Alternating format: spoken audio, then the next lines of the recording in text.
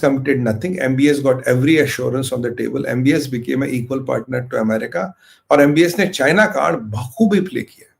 और ये जो डील थी F-35 भी थी, वैसे उसमें इजराइल ने तो आज पेच मार दिया, बोला नहीं इनको जहाज तो मिलेगा, F-35 तो मिलेगा, 2 स्क्वाड्रन मिलेंगे, वो वाला F-35 नहीं मिलेगा जो हमें मिला.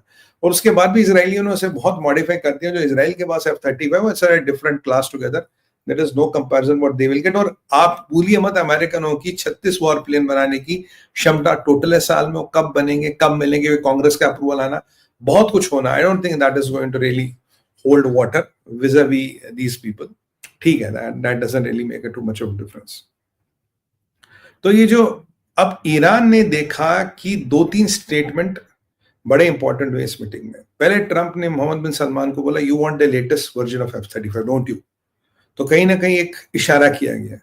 दूसरा उसने बोला कि you must be very happy कि हमने ईरान की न्यूक्लियर साइट्स को और ईरान की बम बनाने की क्षमता को हमने ध्वस्त कर दिया, तुम बहुत खुश होंगे. यानी कि कहीं ना कहीं एक सऊदी अरबिया का एंगल भी आता है, सऊदीज का एक एंगल भी आता है आपके लिए, आपको खुश करने के लिए, आपके इंटरेस्ट के लिए हमने ईरान को बमबारी कर दी. और ये भी बोलोगे जो 500% टैरिफ की लिस्ट डली, मैंने उसमें ईरान डलवा दिया. साथ में बोला यार होता वेनेजुएला के लोग अच्छे से बातचीत की जाए, ये सब आपको पता है.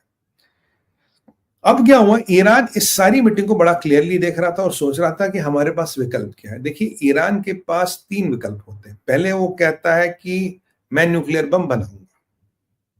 प्रेशर बढ़ता है तो कहता है मैंने रोक दिया. प्रेशर घटता तो कहने मैंने बढ़ाना एक्सेलरेट कर दिया. तो ईरान 3 चीज का ब्लफ खेलता है, बनाऊंगा, बना रहा हूं, बनाने वाला हूं. इन 3 के बीच उसकी राजनीति चलती है. ईरान वैसे पर्शियन सिविलाइजेशन बड़ी एडवांस थी, बड़ी अच्छी थी, पर जब से मुल्ला मौलाना वहां आके बैठे इन्होंने कंट्री की वाट लगा दी. पहले ईरान का स्टेटमेंट आता जी मेरे पास तो मैंने पूरा यूरेनियम एनरिचमेंट मेरा पूरा चालू है, Iran will not be back down, Iran पूरा यूरेनियम एनरिच करेगा. ये पहले खमेनी का स्टेटमेंट आया, उनके IRGC के चीफ का स्टेटमेंट आता है. कुछ टाइम बाद फिर अगराची बोलता है कि हमने तो न्यूक्लियर एनरिचमेंट बंद है, हमने तो न्यूक्लियर एनरिचमेंट बंद कर रखी, हमारे पास तो है ही नहीं फैसिलिटीज. फिर ये कहते हैं कि ठीक है जी, इंटरनेशनल एटॉमिक एनर्जी एजेंसी को आने दो, वो हमारे साइट्स का दौरा करेगी और वो देखेगी कि हम यूरेनियम एनरिच कर रहे हैं नहीं कर रहे, let them decide and take a call. पहले इन्होंने ये कहा. फिर इनका दूसरा स्टेटमेंट आया, कहता कि भाई फिर इनका दूसरा स्टेटमेंट आया, कह रहा नहीं. अब इन्होंने जब देखा कि MBS के साथ ये बातें हो रही है और अब इन्होंने बोला नहीं, अब वो जो एग्रीमेंट है IAEA के साथ हम कैंसिल कर रहे हैं. अब आप बोलोगे कि ईरान तो पीछे खबर आई थी कि हो सकता है एक डेटोनेशन कर ले. ईरान क्या इस परिस्थिति में है कि वो इतना बड़ा पंगा ले ले, या ये फिर न्यूक्लियर ब्लफ है? देखिए, ईरान का एक ही हुकुम का इक्का है, वो है न्यूक्लियर बम. बना रहे हैं, बनाएंगे या बना सकते हैं. अब जो फर्दो इस्फहान और नेटन्स में हुआ, उससे आपको ये नहीं पता कि क्या वो फैसिलिटी 100% तबाह हो गई, क्या वो 20% तबाह हो गई, या 80% तबाह हो गई, या 100% तबाह हो गई. अब IAEA वहां जाएगा तो आपको पता लग जाएगा 100 हुई, 20 हुई, 80 हुई, 100 हुई, या कुछ हुआ या कुछ भी नहीं हुआ. That we can only figure out when the IAEA goes there.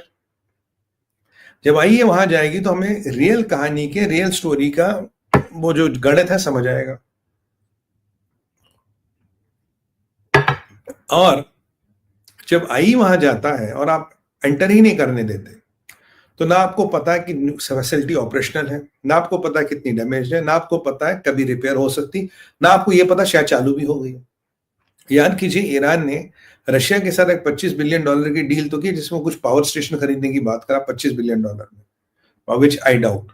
तो क्या ईरान कर रहा है, और ईरान एक ब्लैक होल बन रहा है. अब प्रॉब्लम ईरान की ये है, अगर अब यहां अमेरिका पूरा MOU साइन कर चुका है सऊदी के साथ, पाकिस्तान का न्यूक्लियर अम्ब्रेला उन्हें मिल चुका है, यहाँ डोनाल्ड ट्रंप लिटरली लेट रहा, अष्टांग प्रणाम कर रहा है MBS के सामने. ईरान के पास विकल्प एक ही है कि वो अपनी जो एक वर्ड होता है इंग्लिश में स्ट्रैटेजिक एम्बिग्यूटी, वो बरकरार है. अगर ईरान ने ये बोल दिया मेरी फैसिलिटी अब बंद है, मेरे पास कुछ नहीं, आपसे बात कौन करेगा, nobody is willing to talk to you.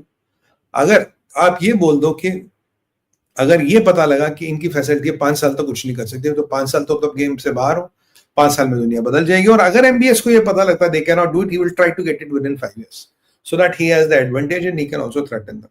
अगर MBS के पास न्यूक्लियर वेपन आता है, Israel is not happy with it. Israel ने वैसे F-35 का गेम काफी पलट दिया, QME के चक्कर में पॉलिटरी मिलिट्री एज ऐसा गेम डाल दिया ताकि इनको वो ना मिले. तो वहां पे MBS का मतलब दूसरा हमें प्रकरण देखने को मिल रहा है. यहां से अगर आप सोचो कि ईरान चाहता क्या है, Iran does not want its cards to come out. अगर एक बार कार्ड बाहर आ गए तो people will know the real position. Real position होगी जो आपके जो तीनों पिलरों के बीच में घूमते हैं, होने वाला, करने वाले, ये तीनों पिलर आपके they are taken out and then you have nothing to bluff about. So Iran will never want its nuclear bluff to be called up. अब आप सोचोगे कि यार ईरान ने इजराइल से पंगा तो ले लिया था, अब इन्होंने अपनी एयर डिफेंस वगैरह भी सही करा है, क्या ये जाके फिर पंगा लेंगे? क्या, क्योंकि इनका ट्रैक रिकॉर्ड तो कहता है इन्होंने पंगा लिया था, क्या ये फिर पंगा ले सकते हैं? आंसर है ये बिल्कुल पंगा ले सकते हैं, ये बिल्कुल पंगा लेंगे और ये पंगा लेने के बिल्कुल सक्षम है। वो कैसे? देखिए, इजराइल से जब ये भिड़े थे तब भी इनकी औकात नहीं थी, अमेरिका से भिड़ने की इनकी औकात नहीं, बट ये पंगे ले सकते हैं। तो अगर ईरान पंगे ले सकता है तो वो क्या इस परिस्थिति में वो अमेरिका इजराइल से पंगा ले ले? Because this kind of a statement can give Israel a licence to attack them again.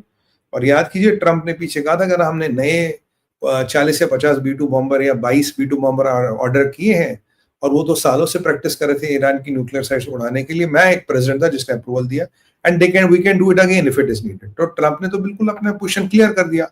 Israel को यही मौका चाहिए। Can Iran afford to do it? सवाल ये है। और जबकि हमें पता है कि ईरान के पास पानी 5 से 11% टोटल बचा था, the water which is left with Iran is 5 to 11% maximum. तो 5 से 11% पानी वाला मुल्क जिसमें 5 से 11% पानी बचा, can they afford to take a पंगा with America and Israel? Can they provoke them? No, they are only doing this as a bluff, ताकि असली पत्ते किसी को पता न लगे। अगर आपके ताश के किसी ने पत्ते देख लिए, फिर सामने वाले को तो पता ही ना उसको क्या चाल चलनी है।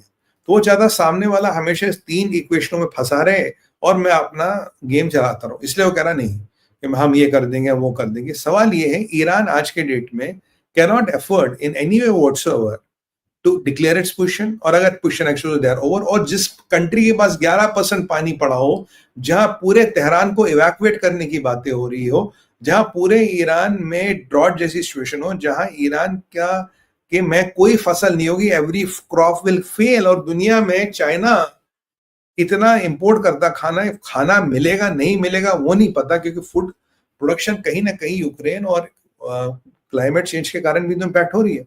तो ऐसे में आपको क्या लगता है Iran can afford to do this? मेरे हिसाब से नहीं कर सकता। तो ये एक ब्लफ है। It is not because they don't want there to be game called up, they are worried what is the equation building between them and between MBS and Trump. वो इसको वेट एंड वॉच करेंगे, देखेंगे it has fizzled out, then they will change their stand accordingly. अगर उन्हें लगता था position holds, they will again hold their stand accordingly. क्योंकि देखिए, आज 24 घंटे के अंदर अंदर इजराइल ने बोले वो F-35 नहीं मिलेगा जो हमारे पास है, और 2 स्क्वाड्रन्स ही मिलेंगे, उससे ज्यादा नहीं मिलेंगे। So Israel has done what it is good at. और मैं आपको बताऊं, साम दाम दंडभेद, इजराइल किसी भी तरीके से सऊदी को F-35 नहीं देगा। If they don't sign Abrahamic accords and they don't normalise their relation with Israel, और इजराइल को अमेरिका गारंटी देगा कि F-35 तुम्हारे अगेंस्ट यूज नहीं होगा, still they will have their safeguards in place. तो ये एक बड़ी अच्छी तरह पोजीशन है। और इस चेंज में एक पेच भी आता है, सारी इक्वेशन में एक पेच आता है। पेच ये आता है कि यहाँ